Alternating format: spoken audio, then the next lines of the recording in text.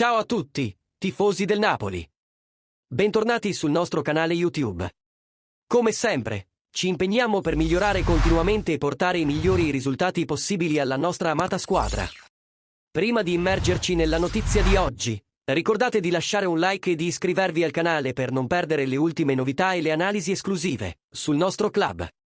Oggi abbiamo una notizia molto interessante riguardante il mercato del Napoli. Stiamo parlando di un possibile nuovo attaccante che potrebbe vestire la maglia azzurra nella prossima stagione. Secondo le ultime informazioni della Gazzetta dello Sport, il Napoli ha messo gli occhi su Kevin Denckey, giovane attaccante del Cercle Brugge. Denckey ha impressionato tutti quest'anno, segnando 28 gol tra campionato, playoff e coppe.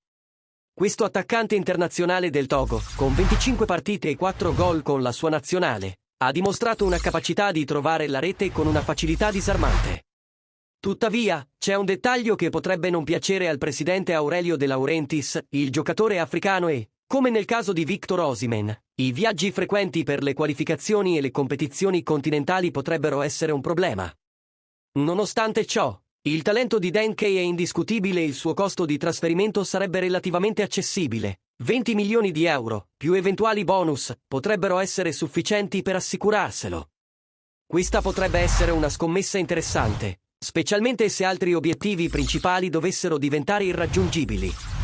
Ora, cari tifosi, vorrei conoscere la vostra opinione. Pensate che Kevin Denckey possa essere una buona aggiunta al nostro attacco? Credete che i vantaggi del suo arrivo superino i potenziali problemi legati ai suoi impegni con la nazionale? Lasciate i vostri commenti qui sotto, la vostra partecipazione è fondamentale.